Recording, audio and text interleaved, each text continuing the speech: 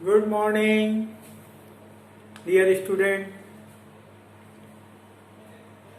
Today topic is chemical kinetic. जैसा नाम से आप समझ रहे हैं, केमिकल मीन्स जिसमें केमिकल इन्वॉल्व हो, केमिकल रिएक्शन इन्वॉल्व हो, और काइनेटिक्स मीन्स जिसमें मूवमेंट हो, जैसे काइनेटिक होंडा, यानी जिसमें मूवमेंट हो, मोशन हो। यानी इससे बेसिकली कहा जाए केमिकल काइनेटिक में आपको रेट ऑफ रिएक्शन पढ़ना है, केमिकल रिएक्शन का, फिर factor affecting the rate of reaction, कौन कौन से फैक्टर रेट ऑफ रिएक्शन को अफेक्ट करते हैं, और रिएक्शन मैकेनिज्म पढ़ना है। तो यहां पर हम जब केमिकल काइनेटिक की बात करते हैं तो हमें पहले पता होना चाहिए how many types of chemical reaction, chemical reaction कितने प्रकार की होती है। First of all fast reaction. Fast reaction कौन सी होती है? Ionic reaction, NaOH and HCl react form NaCl and H2O।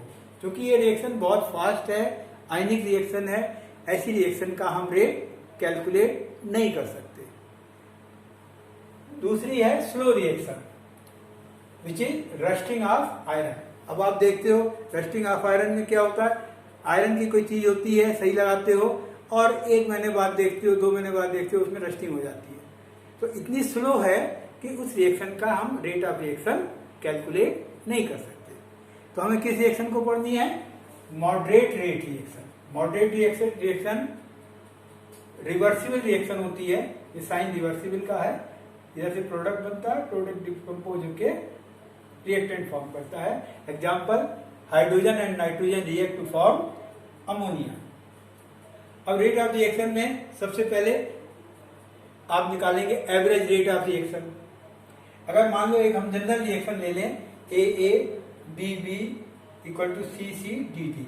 A means small a number of coefficient, A is the reactant, small b again number of coefficient of B reactant, C is number of coefficient of product C, and small d is number of product of D.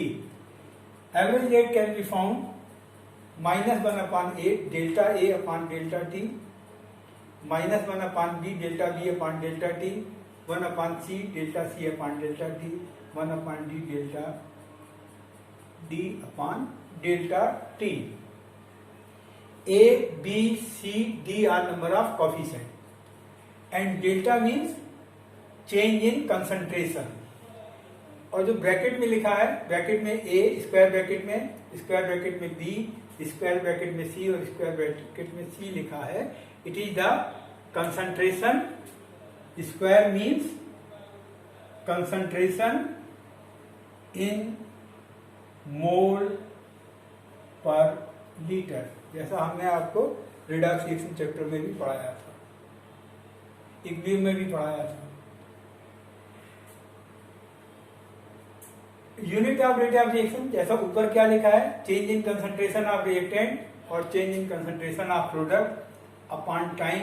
It means unit of rate of reaction is mole per litre per second, और mole litre inverse second inverse.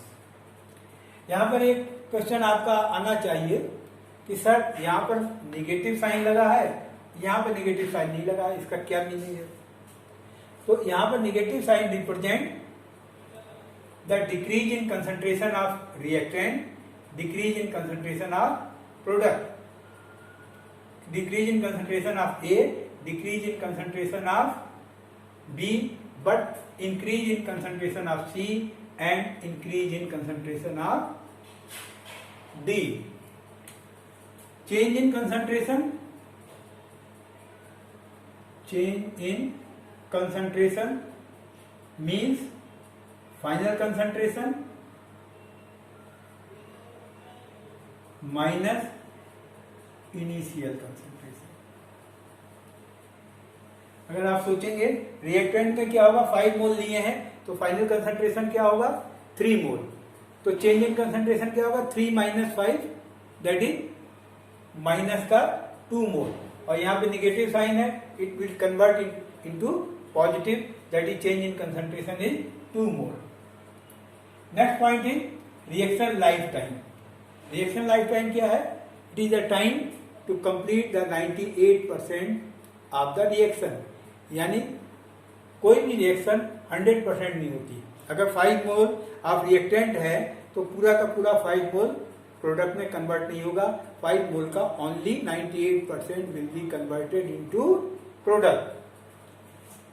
Next point is, आपने पढ़ा average rate of reaction. Average क्या है? अगर आपने कोई reaction 10 minute में होती है तो टोटल इनिशियल कंसंट्रेशन देख लिया, फाइनल देख लिया, और उसको सब्ट्रैक्ट करके 10 मिनट से डिवाइड कर दिया तो rate of reaction mole per litre पर मिनट हो जाएगा। इंस्टेंटेनियस रेट ऑफ रिएक्शन क्या है? Instantaneous rate of reaction at particular time. मान लिया आपने 10 बजे रिएक्शन स्टार्ट करी और 10:15 तक रिएक्शन हो रही है, तो एवरेज रेट निकालने के लिए तो आप क्या करेंगे? इनिशियल कंसंट्रेशन फाइनल कंसंट्रेशन लेंगे और 15 मिनट से डिवाइड कर देंगे।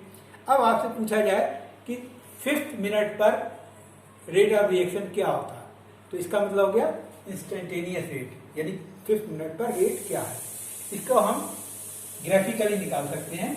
It means instantaneous rate of reaction can be calculated graphically and it represented by slope of the graph. तो 2 तरीके का ग्राफ है, for reactant, for product. Reactant में क्या है? इनिशियल कंसंट्रेशन मैक्सिमम होता है और टाइम के साथ कंसंट्रेशन डिक्रीज होता चला जाता है। अगर किसी टाइम t पर हमको रेट निकालना है तो t पॉइंट पर हम टेंजेंट ड्रा करेंगे और इसकी स्लोप निकालेंगे, तो rate of reaction will be OA/OB at time t। इसी तरीके से अगर हम प्रोडक्ट में ग्राफ प्लॉट करते हैं तो प्रोडक्ट में graph initially concentration of reactant 0 होता है और टाइम के साथ प्रोडक्ट का कंसंट्रेशन इंक्रीज होता है।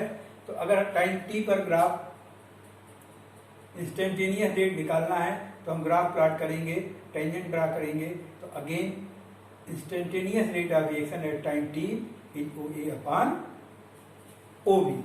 अब इस पर बेस एक न्यूमेरिकल कराऊंगा तो आपको और क्लियर होगा।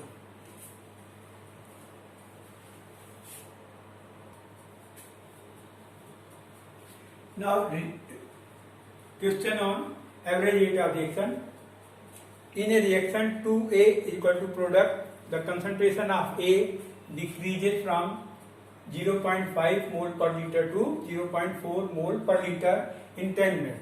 Calculate the rate during this interval.